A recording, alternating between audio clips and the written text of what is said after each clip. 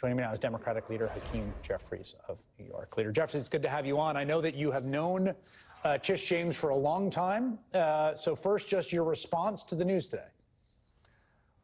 Well, good evening, Chris. Great to be with you. Tish James is a strong, brilliant, courageous, faithful, and patriotic woman and a great attorney general.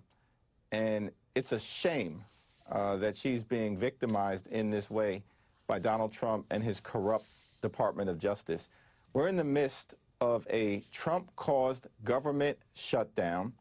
The military is on the verge of not being paid, notwithstanding the fact that our men and women in uniform continue to put their lives on the line. We have a Republican healthcare crisis that is devastating people all across the country, and Donald Trump could care less. The Republicans, who are sycophants in the House and the Senate, could care less. Instead, they're focused on bringing baseless charges and weaponizing the Department of Justice against perceived political adversaries.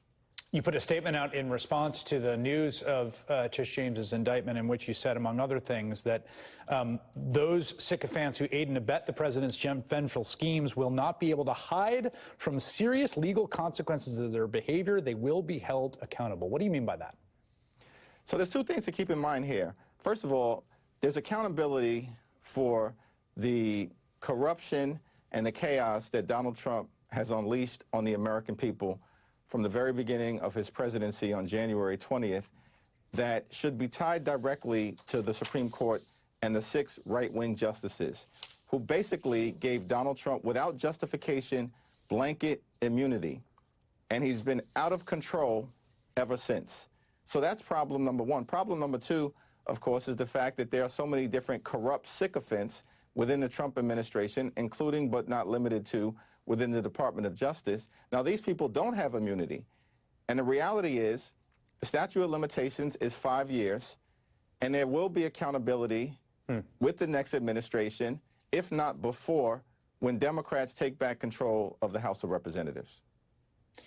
There has been now a spate of obviously politically motivated, I think it's fair to say, indictments. We've seen James Comey. We've seen now Letitia James. A member of your caucus, Monica McIver, already indicted for her presence near an ICE facility, a contracted ICE facility.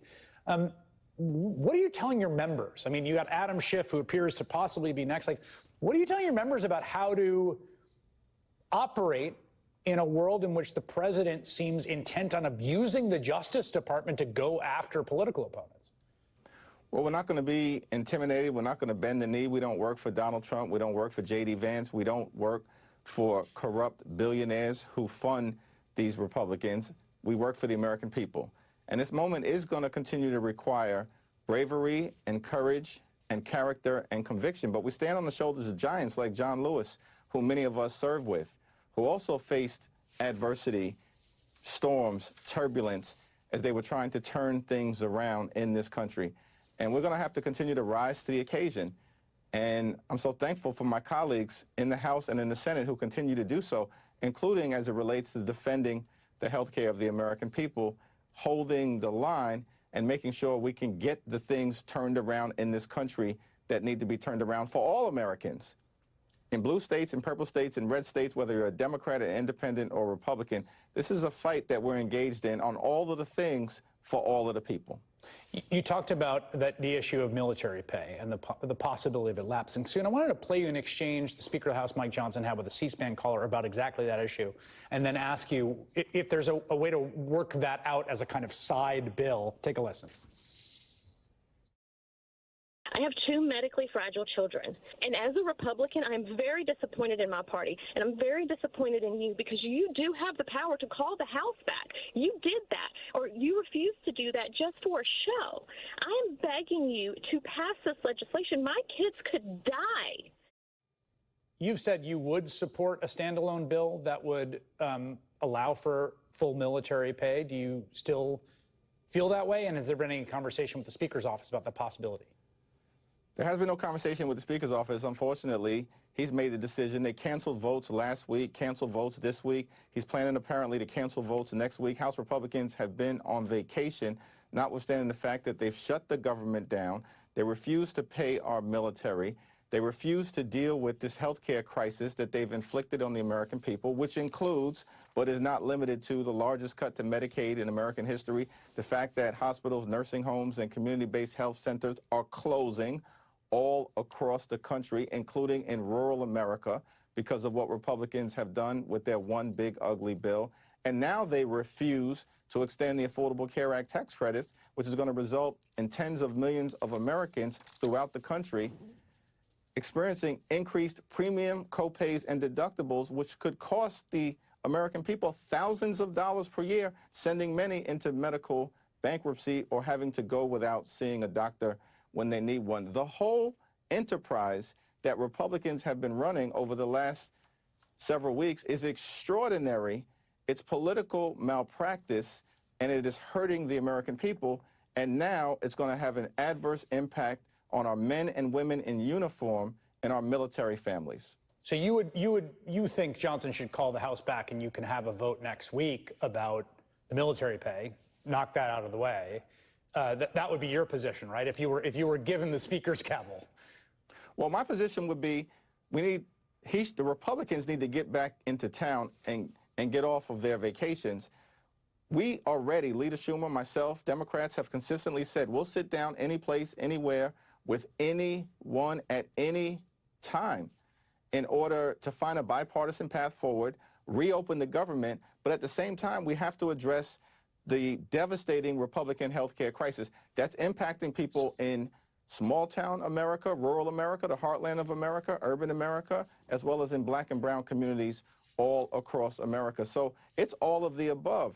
The Republicans have been missing in action. You can't find them. They, along with the president, have been in the witness protection program. It's extraordinary while the American people are suffering. So absolutely, Chris, the House should be back in session. Keep in mind that since July, under this Republican control of the House, we've only worked 15 days in Washington.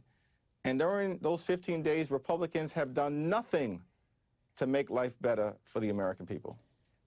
There's some reporting from a private call among the Republicans in their own conference that I want to share with you, which happened today. 3 GOP lawmakers, Stephanie Bice of Oklahoma, Ober Nolte of California, and Julie Fedorchuk of North Dakota, raised concerns about the House remaining out of session next week, according to a source on the call. I think we're going to get to a point where it's damaging to continue to keep the House out of session, Ober Nolte told fellow Republicans. I think we've gotten to that point. And on that question, it seems as if part of the motivation here is to keep Adelita Grijalva, recently elected to represent, I think, the 7th District in Arizona, from joining Congress, where she would be an addition to the Democratic caucus and the 218th petition signature on the discharge petition, which, when it happens, would lock the petition and require a vote on it. I asked Ro Khanna this last night. I know you talked to my colleague Jen Psaki. Is it your belief that that is what is motivating the refusal to swear in Adelita Grijalva, or do you think there's any other plausible explanation? Well, I think there are only really two explanations. One, Republicans want to keep the government shut down, and they have no willingness to address the health care crisis that they've inflicted on the American people. And at the same time, they want to prevent the release of the Epstein files. And that certainly is the reason why they don't want to call us back into session, because calling us back into session would require that Representative-elect Adelita Grijalva be sworn in, and she will be the 218th signature needed to trigger an up or down vote on the release of the Epstein files, and that will pass. And that apparently terrifies Speaker Johnson. It terrifies the Republicans, and it certainly terrifies Donald Trump. That's an important point. I just want to stay with that for a second, which is that as long as they're out of session and they're doing pro forma sessions, it's at the Speaker's discretion whether she gets sworn in the pro forma session. But once they come back for session, he no longer has this ability to bar her from swearing in, presumably, right? Like, that is the thing that is giving him the power to block her right now, is that they are not in session? That's absolutely correct. You know, he really should be swearing in Adelita in these pro forma sessions like they that have we've had. Before. Right. No doubt about it, because as you point out, Chris, that's been done in terms of Republicans swearing in Republicans the next in day. pro forma sessions as recently as April. But if he calls us back into session, there is zero justification. Right. So final question for you, and I want to just end on this. You've been talking about the ACA subsidies specifically. Johnson said today basically that this is all a red herring. He likes to use that phrase. And that basically, look, we were always going to deal with that. We of course, we're going to deal with the subsidies issue. You guys are shutting down the government because you're throwing a tantrum, but we'll get to it. Just open the government, and then we'll have a conversation. We'll figure it out. That seems to be what he's saying. What's wrong about that? Why not do that? Well, our view has been clear over the last several weeks. We were never going to vote for a partisan Republican spending bill that continues to gut the health care of the American people. We made that clear in early September, mid-September, late September, and we continue to make that clear in October for several reasons. But the Affordable Care Act tax credits is a matter that needs to be dealt with right now. Open enrollment starts on November 1st. Tens of millions of people are receiving notices right now indicating that their premiums are about to go up by thousands of dollars per year.